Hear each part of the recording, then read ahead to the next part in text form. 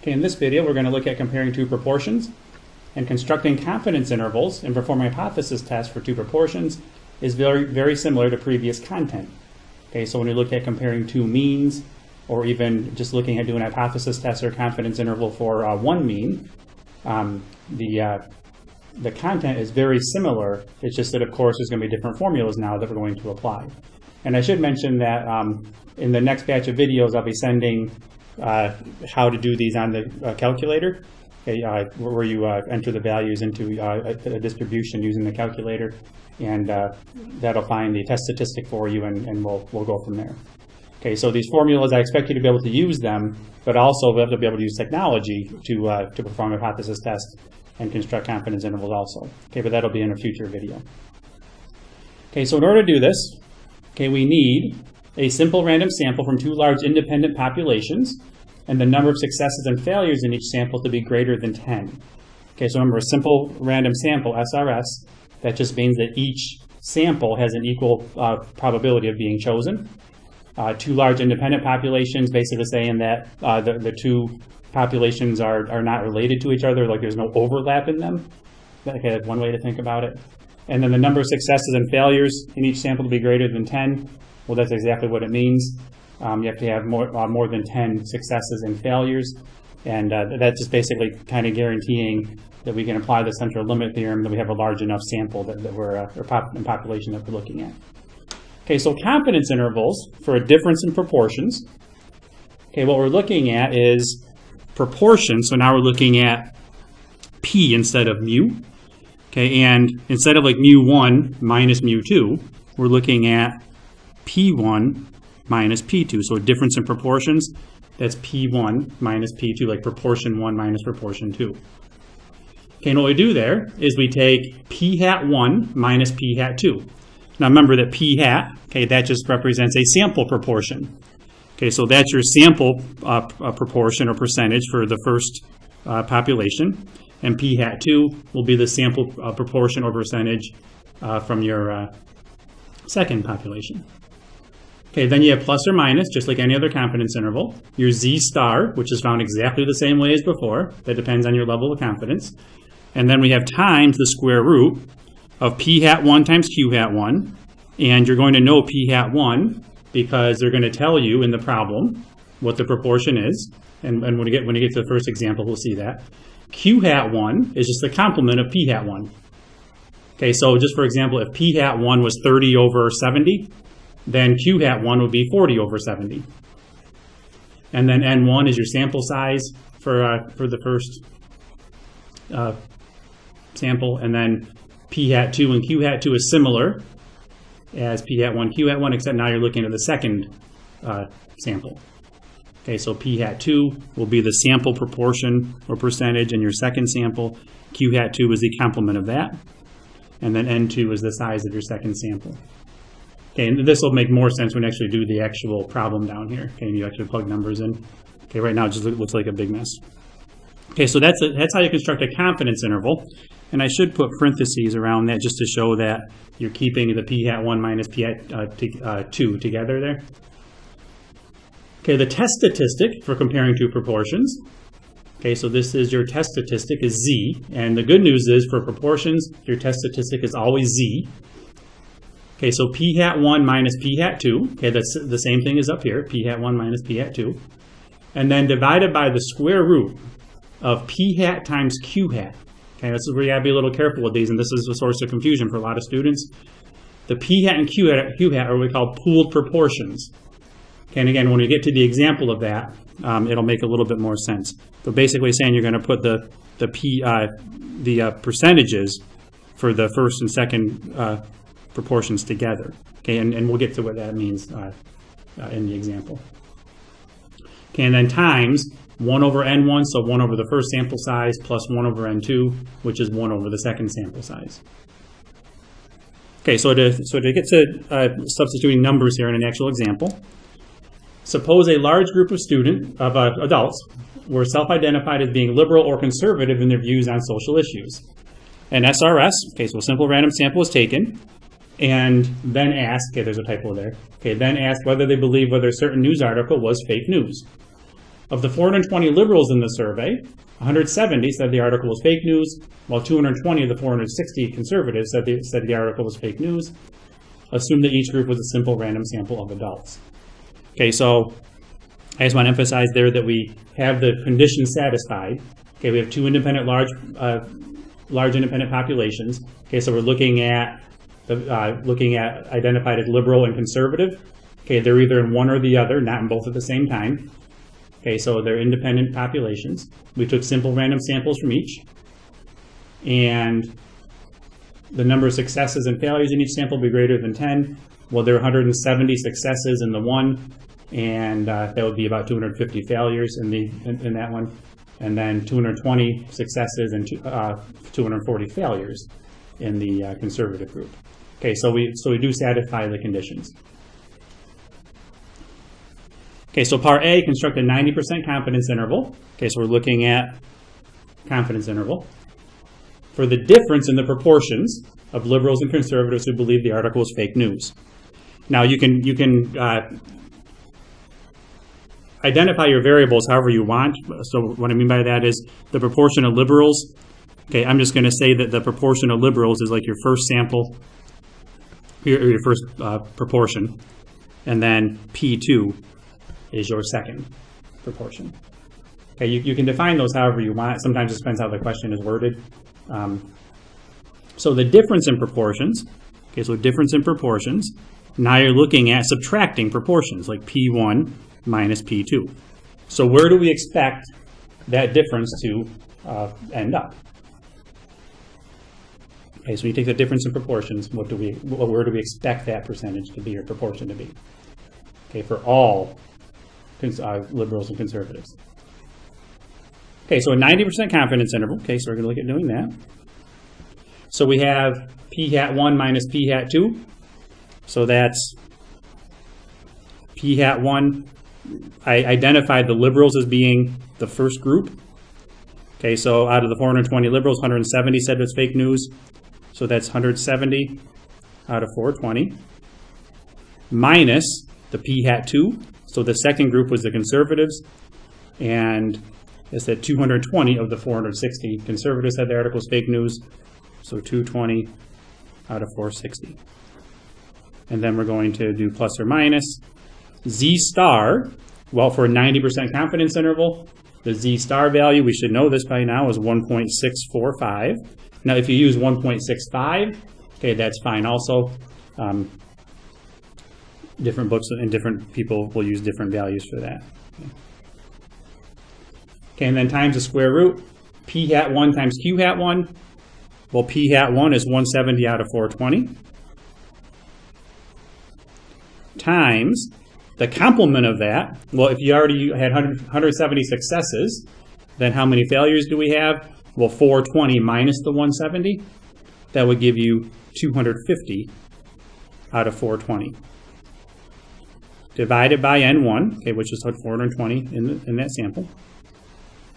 And then plus, for the second sample, we have 220 out of 460 times the complement of that. Well, if we had 220 successes, we have 240 failures out of the 460 left over.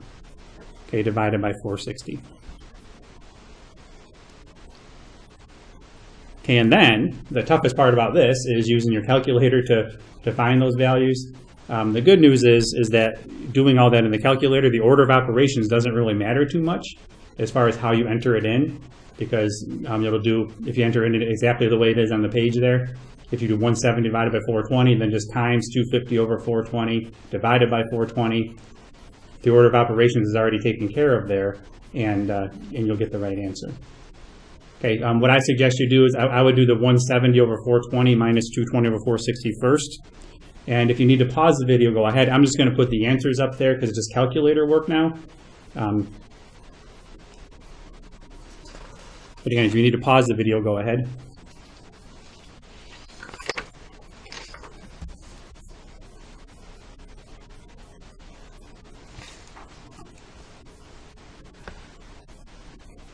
Okay, so when you do this in your calculator, I just showed a couple steps here. What I want to see on something I graded, I would want to see the substitution definitely. Okay, so definitely this first step up here. And then this step here where we actually see like the margin of error down here, the 0.0644. I want to see that number. I don't need to see this middle step. I just showed it so in your calculator you can see how you entered values in, maybe to give you some kind of guidance there. Okay, so when you do the square root of all this inside the square root, you end up with 0.03915817888. Multiply that by 1.645, and that gives you this margin of error. Okay, 0.0644. Okay, so we end up with negative 0.0735 plus or minus that margin of error. It gives us our confidence interval of negative 0.1379, comma, negative 0.00908. So what happened here was, when you do the 170 over 420 minus 220 over 460, we end up with a negative value. And all that's saying is, when you do P1 minus P2, remember P1 was the liberals, so the fact that you get a negative value tells you that the liberals had a smaller percentage than the conservatives from those two different samples. Okay, so that negative value, okay, this negative 0.0735, tells you that the liberals was less than the conservatives. When you add that margin of error in, it turns out that your confidence interval only has negative values in it. So what we expect to have happen, or what we're thinking about here, is that the difference in proportions, P1 minus P2, so the proportion of liberals minus a proportion of conservatives, we're 90% confidence that our interval contains that true value, P1 minus P2. Okay, so what that's kind of telling us is that it appears that the liberals have a lower percentage than the conservatives who believe that the article was fake news. Okay, if 0 was in the interval, so let's just suppose that was positive 0.009 instead. Okay, so maybe that margin of error was a little bit larger, like maybe like 0.0744. Then 0 would be in the interval because that'd be a positive value here. Then you would say that it appears there's really no difference because 0 is in the interval. So P1 minus P2 could be 0, which would indicate no difference. But the fact that all the values are negative in the interval tells you that P1 was less than P2. Or I should say we're 90% confident, okay, that our interval contains that true value of P1 minus P2. Okay, now let's just suppose, because I'm not doing a lot of these examples, let's just suppose both of those values are positive. So let's suppose it was positive 0.00908 less than P1 minus P2 less than positive 0.1379. Then you would say that it appears the liberals were larger than the conservatives, or had a higher percentage than the conservatives who said that the article was fake news. Okay, so it's up to you to look at those intervals and interpret what they mean. Okay, so the next thing we're going to look at is a hypothesis test. Okay, testing a claim. Okay, so is there evidence to support a claim that the proportion of conservatives who believe that the article is fake news is higher than the proportion of liberals? Okay, so now we're just going to kind of start all over here. And I know our confidence interval kind of indicated that the liberals had a lower percentage than conservatives, which is basically saying the conservatives had a higher percentage than the liberals. Okay, but let's go through an actual hypothesis test with this. Okay, because we're going to look at a claim. Okay, so we're going to try to claim the proportion of conservatives who believe the article is fake news is higher than proportion of liberals. So when you do your hypothesis test, remember you make your hypotheses, the null and the alternative. Remember, HO is always that the values are equal. Okay, that P1 equals P2. The alternative will have to do with whatever they're claiming, or I shouldn't say that. The alternative will be whatever the wording says here. They're trying to say conservatives is higher than the proportion of liberals. So the proportion of conservatives higher than liberals. They're trying to say that P2 is greater than P1. Now what I'm going to do, I'm going to write it this way. P1 less than P2. Okay, that's really the same thing as saying that P2 is greater than P1. Okay, and that is the claim. Okay, so what we do is we find our test statistic now. And our test statistic is coming from a test statistic for comparing two proportions. Okay, so we do p hat 1 minus p hat 2. Okay, that's the same thing as in our confidence interval. Okay, so that's 170 over 420 minus 220 over 460, all divided by square root. Okay, now this is where we got to be careful. We have p hat times q hat.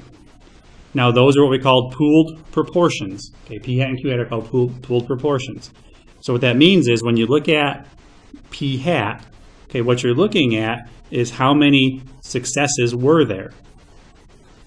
Okay, so when you look at p hat, that's 390 out of 880. Okay, and where that's coming from is the number of successes, which is we're defining as they're saying that yes, they believe the article was fake news. Okay, so there were 170 liberals that said that was fake news and 220 conservatives saying fake news. Add those together, you get 390 out of the total 460 plus 420. Okay, so that's 390 out of 880. The complement of that will be the Q hat. Okay, so that'll be the proportion of overall failures. So if you had 880 people in the survey and 390 successes, then the complement of that would be 490 out of the 880. And then times 1 over n1, which is 1 over 420, plus 1 over n2, which is 1 over 460. Okay, and it's up to you to practice some of these, because that is a little bit tricky to get down. Okay, so then when you do the subtraction, we get the negative 0.0735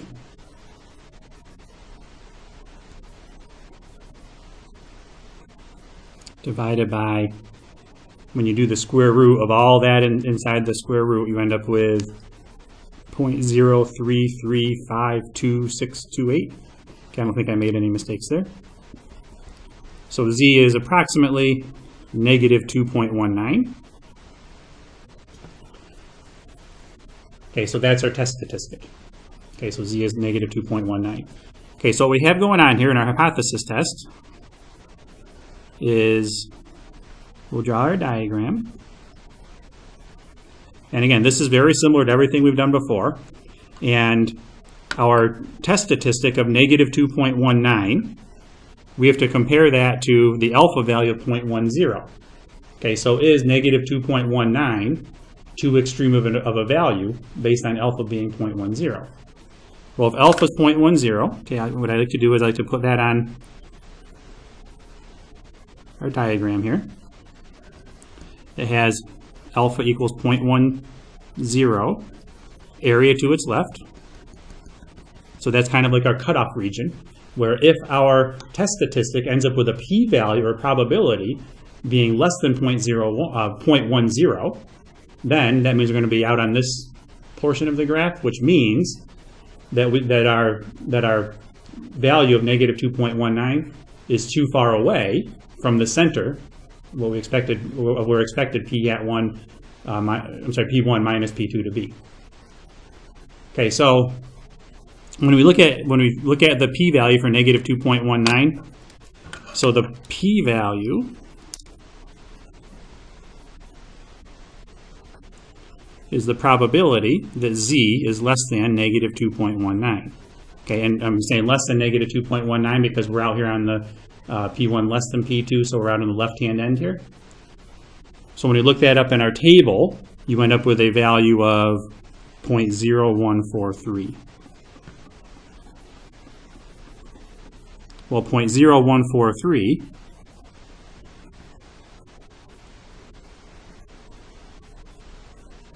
is much smaller than 0.10. It's basically looking at almost 1.4% compared to 10%. Okay, so we know that's a smaller area out here. So negative 2.19 is our test statistic. If we looked up the z-score that goes with an alpha value 0.10 area to its left, that z-score is negative 1.28. Okay, and we can clearly see that negative 2.19 is quite a bit farther to the left than that. Okay, so what happened here is we took our samples and our test statistic ends up being too extreme from what we're willing to accept. So what that tells us is, since negative 2.19 is more extreme or farther to the left of negative 1.28 than we're willing to accept, what we do about HO, we reject HO. And if we reject HO, we reject the idea that our P1 equals P2, okay, our null hypothesis. Okay, we reject that P1 equals P2, which means we can support the claim that P1 is less than P2. Okay, and what that tells us is, I have it all written out here, so I have to write it again. Okay, we rejected HO. So there's enough evidence to support the claim that P1 is less than P2. That is, the proportion of conservatives who believe the article is fake news is higher than the proportion of liberals.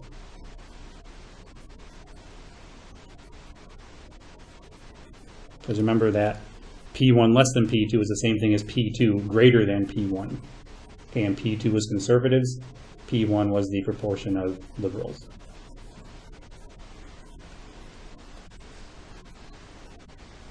Okay, so you can see that the process of the confidence interval and hypothesis test are exactly the same process as before. Whether or not you're comparing two means or even just one mean or one proportion, okay, the process is still the same, just using different formulas now. Okay, so what you need to get good at is picking out what kind of problem it is and which formula to use. Okay, and again, in a future video, we'll go through the calculator steps on how to help you out find your p-value and do these on the calculator. Okay, the last example we have here.